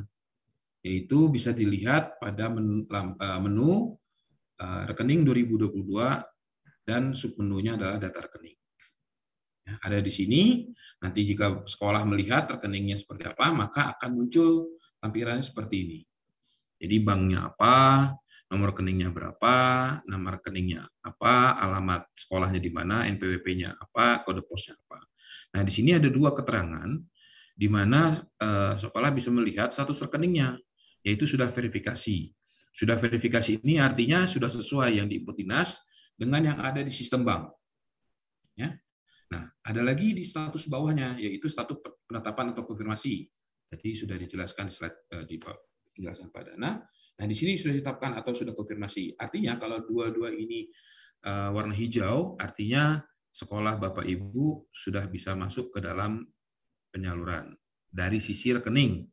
Nanti tentu syaratnya ada lagi, yaitu pelaporan yang dilihat. Ya. Nah, itu untuk sekolah, rekeningnya cukup dilihat di sini. Tidak ada di menu yang lain. Untuk rekening yang 2021, menunya sudah kami tutup. Jadi melihatnya hanya di sini. Ya. Tidak ada di tempat yang lain. Nah, untuk Dinas, ini ada 5 tahapan, ada 5 menu yang kami siapkan untuk melihat dan mengupload rekening. Jadi kalau di sini ada 5 menu, yaitu daftar input rekening, di mana ini berisikan daftar rekening yang belum dilakukan konfirmasi. Ya, belum dilakukan konfirmasi. Berikutnya adalah upload rekening. Nah, perubahan rekening itu bisa dilakukan 2 cara. Mengubah satu-satu pada menu 1 atau mengubah banyak, lebih dari 1. Misalkan mau mengupload 100, daripada input satu-satu, kami sediakan fitur upload rekening dalam format Excel. Manualnya sudah ada di pada halaman Bosalur, yaitu di menu berita, silakan di-search, atau di Bosalur ada menu panduan aplikasi, silakan download di situ. Ya, ada caranya. Nah, ketika nanti upload, nanti saya jelaskan tampilannya akan seperti apa. Nah, setelah diupload rekening, maka tadi jika sudah statusnya verifikasi untuk status rekening, maka Dinas melakukan konfirmasi. Nomor 3, kami membuat sesuai dengan urutan, yaitu 1, 2, 3, 4. Inilah urutan yang harus dilakukan oleh Dinas. Yaitu setelah statusnya verifikasi, maka Dinas wajib melakukan konfirmasi. Jika tidak melakukan konfirmasi, maka tidak akan masuk ke dalam SK penyaluran. Nah, berikutnya nomor 4, yaitu upload surat penetapan, yaitu SK. Jadi, setelah tadi di SK-kan oleh Pemda, maka SK tersebut diupload pada laman Bosalur dengan format PDF. Nah, yang terakhir adalah menu rekap, di mana menu rekap ini Bapak Ibu bisa melihat progres dari data rekening di wilayah Bapak Ibu semua. Nanti bagaimana membacanya akan dijelaskan di slide berikutnya. Nah, Bapak Ibu di sini ada menu yang pertama, yaitu daftar atau input rekening. Nah, Bapak Ibu di sini bisa memfilter sesuai kebutuhannya. Ada filter pencarian, ada tahun SK, status rekening ganda, status data rekeningnya apakah sudah diisi atau belum, atau status verifikasi rekening. Nah, di sini kami juga banyak sekali melakukan pencegahan-pencegahan secara sistem, di mana jika ganda kami akan katakan gagal karena ini sudah pernah diinput oleh sekolah yang lain. Apa yang harus dilakukan, diperbaiki di 2 sekolah tersebut, atau jika lebih, maka di semua sekolah yang ganda harus diperbaiki. Nah, Cara mencarinya ada di lingkaran yang warna merah. Silahkan pilih sesuai dengan kebutuhannya. Nah, untuk melakukan upload rekening lebih dari satu, ada tombol download di sini, sehingga yang sebelah kiri ya. Nah, di sini Bapak Ibu bisa download rekening untuk mengupload data rekening. Tentu setelah download diubah dulu, setelah diubah, diupdate sesuai dengan info yang diberikan oleh bank, maka setelah itu diupload. Ya. Nah, di sini saya coba menjelaskan kolom-kolomnya, yaitu di sebelah dari kiri ya. Nah, di kiri ini ada namanya kolom data sekolah, terus ada data rekening. Nah, jika dinas sudah menginput data rekening, maka akan muncul di kolom data rekening yang warna putih ini. Jadi yang akan muncul nomor rekening warna biru dan warna hijau itu adalah nama rekening. Juga ada infonya yang diinput dinas bank mana dan juga cabang mana. Ya. Nah, ketika dinas sudah menginput, nanti dinas bisa melihat bagaimana info dari bank. Nah, bank juga menginput datanya di Bosalur. Khusus saat ini kami sudah integrasi dengan beberapa bank, yaitu sekitar 21 bank BPD yang sudah kami integrasikan. Nah, jadi jika nanti Bapak Dinas menginput di sini, maka bagi yang sudah terintegrasi akan ngecek langsung ke data sistem bank dan akan menginput langsung di kolom warna biru, yaitu kolom update bank. Nah, di sini kami coba padankan supaya Bapak Ibu bisa mencocokkan nomor rekeningnya sama atau tidak, nama rekeningnya sama atau tidak, diinput oleh dinas maupun oleh bank. Nah, juga ada status rekening. Ada suara. Oke. Status rekening, bank juga menyatakan bahwa rekening ini aktif atau tidak. Nah, yang lolos nanti untuk tahap berikutnya adalah tentunya yang diinput oleh dinas dengan bank sama dan statusnya aktif. Walaupun yang diinput dinas maupun bank itu sama tetapi tidak aktif, maka tidak akan bisa dilanjutkan. Maka status nanti akan di sini adalah gagal verifikasi. Nah, ini untuk data input rekening bank. Nah, di sini ada tombol namanya input atau ubah, di mana Bapak Ibu dinas bisa mengubah rekening itu per sekolah satu-satu. Jadi kalau ingin mengubah satu rekening atau satu sekolah nggak perlu upload, cukup mengubah satu sekolah aja di situ ya, di input. Nah, Bapak Ibu di sini tolong perhatikan bahwa ada keterangannya status verifikasi rekening. Contoh yang baris pertama belum verifikasi. Keterangannya apa? Yaitu data rekening sekolah belum ada karena dinas memang belum input. Nah, di sebelah kirinya ada keterangan, belum bisa konfirmasi karena verifikasinya belum berhasil. Format belum sesuai Persesjen karena memang datanya kosong.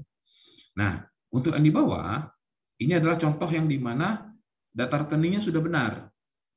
Data rekening sudah benar, formatnya sesuai dengan Persesjen, maka apa yang harus dilakukan? Yaitu ada tombol namanya lakukan konfirmasi. Nah, di sini ada keterangannya ya di layar, rekening sudah sesuai Persesjen dan berhasil verifikasi bank, lakukan konfirmasi dengan tekan tombol lakukan konfirmasi. Kami ada memberikan catatan di bawahnya, segera lakukan konfirmasi untuk bisa disalurkan dengan tekan tombol lakukan konfirmasi di atas. Jadi kalau tidak dilakukan, maka tidak akan kami masukkan ke dalam daftar penyaluran. Mungkin ada Bapak Ibu menanyakan, Pak, lakukan konfirmasi satu-satu atau bisa semuanya langsung? Kami di sistem ini membuat satu-satu. Kenapa? Supaya dinas bisa lebih yakin. Ya, diperhatikan satu-satu karena kalau langsung semua belum tentu diperhatikan. Ya, contoh tadi dari contoh Pak Dana tadi ada 4 dinas provinsi yang belum upload SK. Itu contoh satu. Izin saya sampaikan seperti Provinsi Sumatera Utara. Inputnya rekening sudah banyak, mengusulkannya sudah banyak, sudah 90%-an, tetapi belum melakukan konfirmasinya baru satu sekolah. Yang mungkin juga karena SK-nya belum jadi. Nah, nanti Bapak Ibu, khusus Dinas, jika datanya sudah memang yakin, silakan lakukan konfirmasi di Bosalur. Tanpa menunggu SK dulu. Jadi ketika SK sudah diupload, datanya sudah dikonfirmasi sehingga lebih cepat nanti masuknya ke kami. Ya. Nah, ini yang paling banyak dilakukan oleh teman-teman dinas, baik provinsi maupun kabupaten. Kalau di SD berarti di sini dinas kabupaten yang melakukan. Ya, ada lagi sebenarnya ada kotak search ya di sini. Bapak Ibu dinas bisa mengetik langsung NPSN-nya atau nama sekolah supaya bisa langsung melihat status nama sekolahnya. Oke. Nah, berikutnya tadi sesudah dilihat nama rekeningnya dan download tadi. Kalau ingin mengubah rekening, maka ada menu yang kedua, yaitu upload rekening. Di mana upload rekening ini adalah yang sudah diupdate oleh dinas dalam format Excel. Ya, file yang diupload, hasil update file yang didownload pada menu daftar rekening. Jadi cukup ngupload filenya saja, format Excel, maka nanti langsung akan kami proses. Ya. Nah, berikutnya adalah rekening nomor 3 adalah rekening sudah konfirmasi. Jadi Bapak Ibu, ketika rekening sudah konfirmasi, kami tidak memunculkan di daftar nomor 1 supaya Bapak Ibu fokus mana rekening yang sudah dikonfirmasi, mana yang belum. Jadi kalau Bapak Ibu misalkan dalam rekening sekolahnya di dalam wilayahnya ada 100 sekolah, tetapi di menu nomor 1-nya ada 2, berarti sisanya kemungkinan besar sudah ada di konfirmasi. Nah, artinya dinas sudah konfirmasi, maka akan masuk di menu nomor 3 dan akan hilang di menu nomor 1. Ya. Nah, Bapak Ibu di sini bisa lihat kami sudah menyediakan nomor dan nama rekeningnya. Nah, untuk yang sudah ada di konfirmasi, boleh nggak Pak diubah? Boleh selama belum disalurkan. Misalkan ada revisi, boleh. Tapi nggak bisa sembarangan. Bapak Ibu nanti ada tombol warna kuning ini, ada namanya ajukan pembatalan konfirmasi. Jadi Bapak Ibu harus membatalkan dulu, mengajukan pembatalan. Nah, kalau ketika diklik ini, Bapak Ibu silakan menunggu approval dari kami. Waktunya 1-3 hari. Ya. Kenapa kami membuat pengajuan? Supaya nanti Bapak Ibu tidak sering mengganti-ganti dan harus lebih teliti dalam hal ini ya. Nah, di sini juga ada infonya mana yang sudah masuk Kemendikbud kaitannya dengan daftar penerima BOS, mana juga yang belum. Ya, Bapak Ibu bisa filter. Nah, di sini untuk rekening konfirmasi. Bapak Ibu untuk SK sebenarnya ketika Bapak Ibu sudah melakukan input dan konfirmasi, Bapak Ibu sebenarnya bisa download di menu ini. Ketika download, formatnya sudah kita coba sesuaikan, miripkan dengan Persesjen di lampiran Persesjen 19 tahun 2021. Download di sini, jadikan lampiran SK, maka ini bisa masuk ke dalam laman Bosalur. Yang berikutnya adalah upload surat penetapan. Nah, ketika SK tadi sudah ditetapkan, maka Bapak Ibu silakan upload filenya. Jangan lupa input tahun SK, nomor SK, dan file SK-nya. File SK-nya dalam format PDF. Ya, jadi satu SK dan lampiran dalam satu file. Silakan diupload. Besar file yang dibatasi adalah 200 MB. Contoh yang besar adalah dari Dinas Jakarta itu 150 MB, dan itu bisa diupload. Nah, di sini Bapak Ibu bisa melihat statusnya. Ketika sudah upload nanti akan kelihatan di sini. Ya, SK tahun 2022 nomornya berapa? Ini contohnya karena data testing maka nomor kosong. Nama file yang diupload juga kami munculkan dan status suratnya. Jadi kami menginformasikan kapan nguploadnya, belum dilakukan verifikasi. Nah, nanti kalau sudah kami verifikasi suratnya ada informasinya kapan dilakukan verifikasinya. Nah, Bapak Ibu ketika sudah ngupload, jangan lupa untuk memastikan bahwa yang diupload itu apakah bisa dibaca atau tidak oleh kami dengan cara download. Download dulu, nanti jika sudah bisa download, maka itu akan sudah masuk ke dalam sistem kami. Ya. Nah, ini untuk SK tadi, karena ini masih banyak 78 kabupaten yang belum melakukan upload, maka bagian ini tolong diperhatikan bahwa untuk bisa mengupload dengan baik. Ya. Nah, ya. Berikutnya adalah rekap data rekening. Jadi Bapak Ibu dinas bisa melihat di sini informasi progres dari rekening tersebut. Jadi total sekolah yang kami input di dalam data rekening ini adalah total sekolah yang ada di data cut-off tanggal 31 Agustus tahun 2021. Nah, jadi di total sekolahnya, contohnya di sini ada 775, tetapi yang masuk dalam Kemendikbud daftar penerima BOS kalau di tahun 2002 yang tahun nomor 28 tadi itu ada 769. Nah, yang akan kami nanti salurkan adalah yang 769 ini. Dan di sini contohnya, Dinas sudah mengusulkan 770. Lebih nggak apa-apa. Tetapi yang akan kami salurkan nanti adalah yang 769. Nah, dari 770 yang diusulkan, Bapak Ibu bisa lihat di sini ada statusnya belum verifikasi, gagal verifikasi, berhasil verifikasi, sudah validasi, dan sudah masuk data supplier Kemenkeu. Nah, saya jelaskan 3 bagian besar. Untuk belum verifikasi ini artinya belum diverifikasi bank. Gagal verifikasi adalah juga sama belum diverifikasi, gagal verifikasi bank. Berhasil verifikasi ini adalah data yang berhasil verifikasi oleh bank. Nah, dan 3 poin ini yang bisa diubah tanpa persetujuan Kemendikbud. Ya, boleh dinas misalkan mau ada revisi, perbaikan, ada yang salah typo, contoh kayak di Jatim ternyata ada salah nomor rekeningnya, nama rekeningnya salah sehingga diperbaiki, silahkan. Nah, setelah misalkan berhasil verifikasi, maka tadi dinas melakukan konfirmasi. Nanti kami coba ganti dengan sudah konfirmasi ya. Nah, ketika konfirmasi maka masuk ke dalam rekap yang ini. Nah, ini contohnya kebetulan dari yang berhasil verifikasi berhasil semua. Nah, untuk yang sudah divalidasi ini, boleh nggak diubah tadi di menu sudah konfirmasi? Boleh, tapi harus mengajukan persetujuan untuk melakukan perubahan data rekening. Nah, yang terakhir, yang paling bawah, ketika warna biru ini nanti sudah ada angkanya, ini yang tidak boleh berubah selama 1 tahun anggaran. Karena ini akan kami gunakan untuk penyaluran tahun 2022, atau kalau nanti tahun 2023 juga. Ya. Nah, ketika masuk di sini, dia tidak bisa diubah. Ya. Ini yang tadi nggak boleh diubah sama sekali. Jika sekolah nanti datang ke bank mengubah, maka akan menjadi retur dan akan menjadi kesulitan sekolah itu sendiri. Ya. Nah, ini Bapak Ibu di dinas tolong perhatikan, menu ini sudah ada di Bosalur, jadi yang sudah masuk data supplier tidak boleh diubah. Dan di menu data konfirmasi pun tidak bisa mengajukan pengajuan.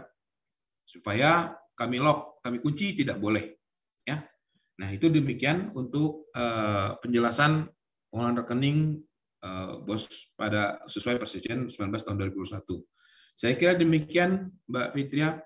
Terima kasih. Assalamualaikum warahmatullahi wabarakatuh. Waalaikumsalam warahmatullahi wabarakatuh. Terima kasih kepada Pak Ulfi nih yang telah memberikan kita informasi mengenai pengelolaan rekening sesuai dengan Persesjen Kemendikbudristek nomor 19 tahun 2021. Baik Bapak Ibu sahabat sekolah dasar, saya ingatkan kembali, jika ingin mengajukan pertanyaan kepada narasumber kita pada pagi hari ini, silakan menuliskan di kolom komentar Bapak dan Ibu. Baik Bapak dan Ibu, saat ini sekitar kurang lebih 21.000 Bapak Ibu sahabat sekolah dasar nih yang masih bergabung dan mengikuti webinar kita pada pagi hari ini. Kami sampaikan terima kasih dan tentunya mari sebarkan informasi ke sekolah-sekolah agar bisa mendapatkan update kebijakan mengenai dana BOS tahun 2022 ini. Baik Bapak Ibu sahabat sekolah dasar, kita telah menyimak materi yang disampaikan oleh narasumber kita. Marilah kita selanjutnya yaitu memasuki sesi tanya jawab.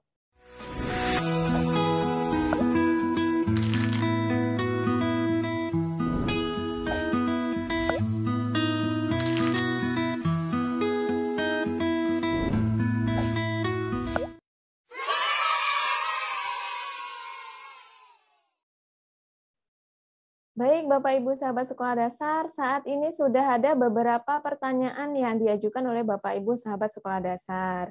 Narasumber kita masih bergabung ya, ada Pak Dana dan juga Pak Ulfi. Di sini sudah ada pertanyaan-pertanyaan dari Bapak Ibu sahabat sekolah dasar. Yang pertanyaan pertama nih ditujukan kepada Bapak Dana nih, Pak Dana. Pertanyaannya dari Ibu Rainun Lumula MPD. Beliau bertanya, tidak bisakah pengelola dana BOS menggunakan aturan Kemendikbud saja daripada aturan Kemendagri yang membuat kami saat ini membingungkan sekolah, SIPD, dan markas sangat membingungkan pengelola BOS di daerah kami. Silakan Pak Dana langsung dijawab. Ya, baik. Terima kasih. Tadi pertanyaan dari Ibu Rainun Lumulap. Bu Rainun ya. Bisakah? Ya, jadi yang pertama bahwa ini memang tadi sudah dibagi-bagi peran ya, karena dari karakteristik dana BOS ini sendiri. Jadi memang tidak memungkinkan kalau ini diatur hanya oleh Kemdikbud saja. Kemdikbud ranahnya lebih banyak kepada syarat kriteria, lalu pemanfaatan. Namun karena yang untuk penyaluran itu harus dari Kemkeu, karena memang uangnya melalui bendara umum negara. Lalu untuk penatausahaan, pelaksanaan itu harus Kemdagri karena ini sudah masuk ke dalam ranah keuangan daerah. Jadi memang tidak mungkin kalau aturannya ini hanya satu saja dari Kemdikbud. Namun tadi di awal kami sampaikan, jadi ada 3 besaran tadi yang perlu diperhatikan, itu supaya Bapak Ibu lebih mudah memahami. Jadi misalnya kalau mau lihat pemanfaatan ya ke permen yang ini, kalau lihat tentang mekanisme penyaluran, permennya yang PMK. Mungkin kalau mau lihat tentang penatausahaan, lihatnya di Permendagri. Kami pun di pusat juga terus-menerus melakukan koordinasi untuk perbaikan-perbaikan dari pengaturan ini, yang harapannya adalah memudahkan Bapak Ibu sekalian. Lalu tadi tentang SIPD dan markas ya. Jadi mungkin gini Bu, yang pertama mungkin yang perlu diperhatikan adalah penggunaannya dulu nih, antara arkasnya, penggunaan arkasnya dulu, itu yang perlu diperhatikan. Jadi yang pertama di Permendagri 24 itu disebutkan bahwa RKAS itu merupakan kewajiban dari sekolah yang harus disusun. Jadi sebenarnya terlepas ada nggak ada arkas atau aplikasi apapun yang lain namanya, memang sekolah itu wajib menyusun rencana kerja anggaran sekolah. Dan dinas wajib untuk melakukan approval. Dan sebelum melakukan approval tentu harapannya dinas juga mengecek isinya apa sih, cocok apa enggak sih dengan standar-standar dan segala macam. Jadi lahirnya Arkas ini sebenarnya bukan untuk menyulitkan, tapi justru memudahkan Bapak Ibu untuk melakukan pekerjaan yang memang harus dilakukan. Jadi itu yang pertama. Lalu yang kedua, Arkas markas ini sebenarnya satu paket, di mana markasnya itu adalah untuk manajemennya di dinas, untuk Bapak Ibu bisa ngecek, untuk bisa melakukan approval. Nah, kalau tentang integrasi dengan SIPD-nya itu nanti akan mengikuti, karena kami yang akan mengintegrasikan, Bapak Ibu tinggal menggunakan. Jadi Ibu untuk lebih memudahkan, Ibu fokus saja dulu terhadap bagaimana sekolah itu menggunakan Arkas untuk melakukan perencanaannya. Mungkin itu dulu, bersama dengan dinas tentunya dengan markasnya. Jadi mungkin itu, Mbak Udina, untuk penjelasannya. Ya, terima kasih Pak Dana. Mungkin aturan-aturan dari Kemendikbud, Kemendagri, Kemenkeu itu tidak bisa dilepaskan ya Pak, karena itu saling terkait kita semua. Nah, iya pertanyaan yang kedua untuk Bapak Ahmad Ulfi dari Ibu Tika, SD Karangrejo 03 Jember nih Pak Ulfi.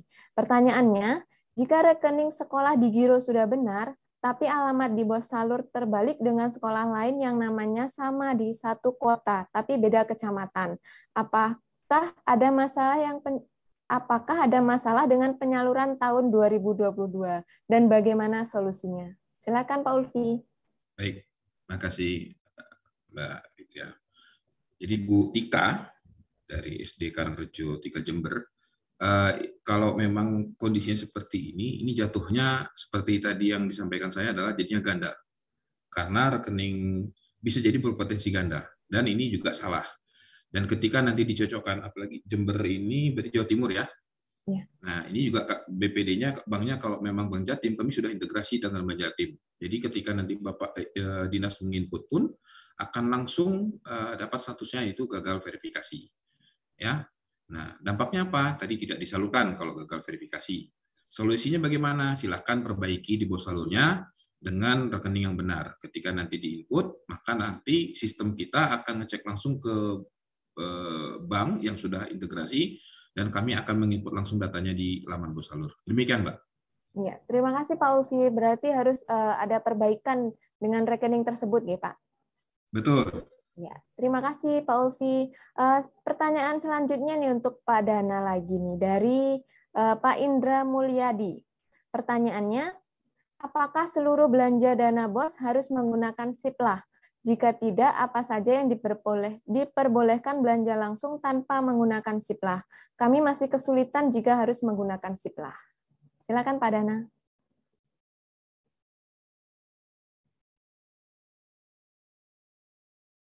Baik, terima kasih. Jadi Yang pertama mungkin kami ingin sampaikan bahwa terkait dengan peraturan pengadaan barang dan jasa di sekolah ini memang terus dilakukan perbaikan dan saat ini masih terus dilakukan pembahasan di tingkat kementerian. Jadi kalau kita bicara dari uang yang ada di sekolah, tentu itu pembelanjanya macam-macam ya. Misalnya yang pertama urusannya dengan payroll, misalnya untuk bayar tukang kebun gitu, atau mungkin untuk tenaga-tenaga lah gitu ya. Dimana saya yakin itu tidak mungkin dibayarkan melalui Sipla. Terus mungkin untuk hal-hal yang sifatnya rutin gitu ya, saya rasa itu juga sulit ya. Misalnya Bapak Ibu ada suatu hal yang perlu dibicarakan gitu ya, terus mau beli gorengan gitu, itu rasanya juga sulit juga gitu ya. Jadi mungkin hal-hal yang terstandar, terutama yang terstandar seperti yang speknya terstandar, misalnya beli laptop, beli peralatan-peralatan elektronik dan segala macam, itu memang terus dipus melalui Sipla, harus melalui Sipla. Kecuali untuk daerah-daerah yang memang tidak memiliki akses untuk internetnya. Nah ini ke depan, ini memang masih terus dalam pembahasan. Nanti Bapak Ibu mungkin menunggu dulu. Jadi untuk sementara kami bisa menyampaikan yang tadi ya.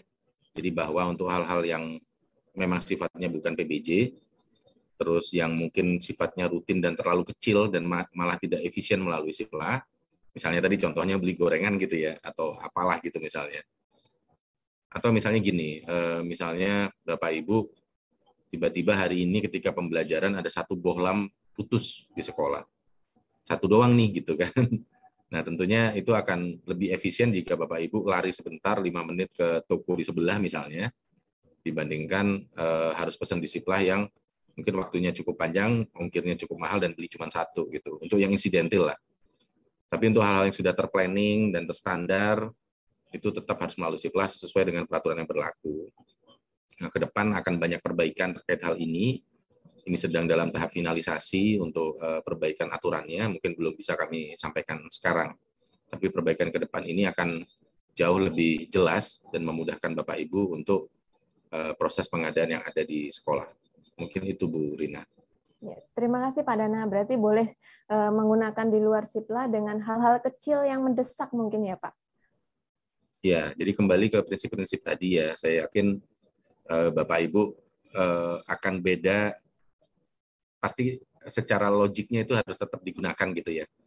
Ketika misalnya, oh ini harusnya logiknya harus pakai Sipla, oh ini yang sesuatu yang sangat insidentil harus terjadi sekarang dan sangat penting, kalau nggak bisa dilakukan. Misalnya tadi yang simpel kayak beli gorengan itu tadilah gitu, mungkin gambaran simpelnya. Gitu Bu Rina. Terima kasih Pak Dana. Pertanyaan selanjutnya untuk Pak Ulfi dari Ibu Rahayu. Yaitu pertanyaannya, bagaimana dengan verifikasi rekening tidak bermasalah, tapi saat dibuka di dashboard info salur BOS untuk kabupaten kami, SK rekening ditolak. Bagaimana solusinya, Pak? Silakan Pak Ulfi. Baik, Mbak Rina. Untuk Bu Rahayu dari Jayapura, untuk solusinya perbaiki dulu SK-nya, karena memang untuk SK itu kami periksa kaitan dengan kelengkapan. Ya, nanti tolong diperiksa supaya bisa kami gunakan sebagai dasar penetapan. Dari kasus yang Ibu ini, berarti kan sebenarnya rekeningnya sudah verifikasi, tapi katanya ditolak. Nah, dampaknya tadi yang disampaikan Mbak Dana bisa jadi satu kabupaten tidak salur. Tapi nanti mungkin untuk yang case by case nanti kita perhatikan ya Mbak ya. Demikian Mbak. Terima kasih Pak Alfi. Pertanyaan selanjutnya nih untuk Pak Dana. Pak Dana, pertanyaan dari Bapak Siswanto, SDN 1 Sumber Agung. Pertanyaannya, apa kriteria lembaga penerima BOS limit 60 siswa? SD saya di desa tertinggal tapi tidak menerima BOS limit 60 siswa. Menerima hanya sesuai dengan jumlah yang minim. Silakan Pak Dana. Iya, betul-betul. Jadi mungkin begini, jadi ada satu klausul di dalam Permendikbud yang menyatakan bahwa sekolah-sekolah di daerah khusus yang ditetapkan kementerian itu menerima alokasi minimal 60. Nah, jadi syaratnya itu adalah sekolah tersebut harus berada di daerah khusus yang ditetapkan kementerian. Nah, Kemdikbud itu melakukan penetapan desa-desa yang sangat tertinggal. Gitu. Jadi basisnya itu desa dan desanya yang sangat tertinggal. itu ditetapkan melalui Kemendikbud 160 tahun 2021. Di situ kalau tidak salah ada 7.000 desa berdasarkan dari hasil pengolahan dan juga dari data Podes dan juga dari data indeks desa membangunnya Kemendes, itu didapatkan 7.000-an desa kalau tidak salah seingat saya. Nanti persisnya Bapak Ibu bisa cek di Kemendikbud 160 2021. Nah, nanti di situ ada daftar-daftar desa sangat tertinggal yang diberikan alokasi minimal 60, berapapun jumlah siswanya di dalam desa-desa tersebut. Mungkin itu Bu Rina.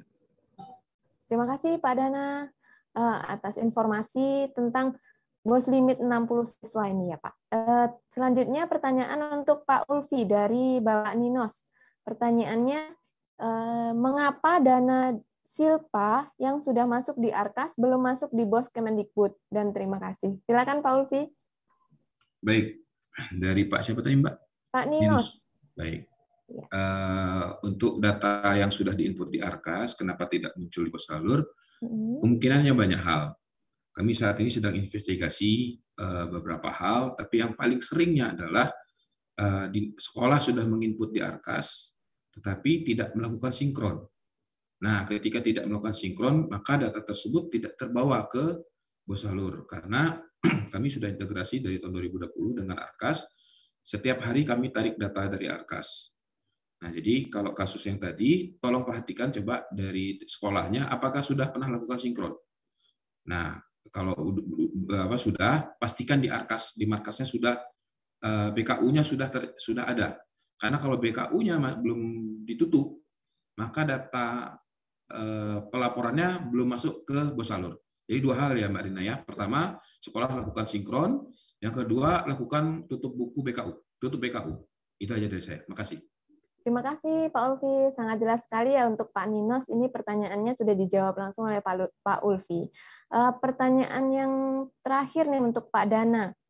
Dari Bapak Lambogo dari SDN Kecil TikTok Kabupaten Nrekang. Pertanyaannya, berapa minimal dana tersisa yang akan diperhitungkan pengurangan kepada anggaran berikutnya? Silakan Pak Dana. Ya, baik. Jadi sebenarnya berapa minimal sisa dana itu tidak ada diatur.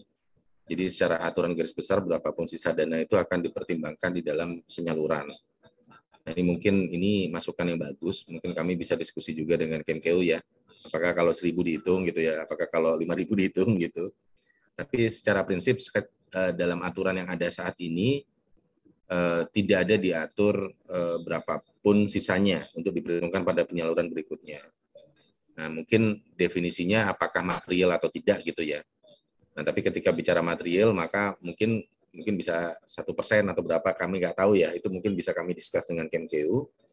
Namun yang paling penting, Bapak Ibu sekarang, saya suka pertanyaan ini gitu, karena pertanyaan ini menunjukkan bahwa Bapak Ibu sudah mulai aware bahwa sisa dana itu akan diperhitungkan, dimaksimalkan saja kalau saran saya.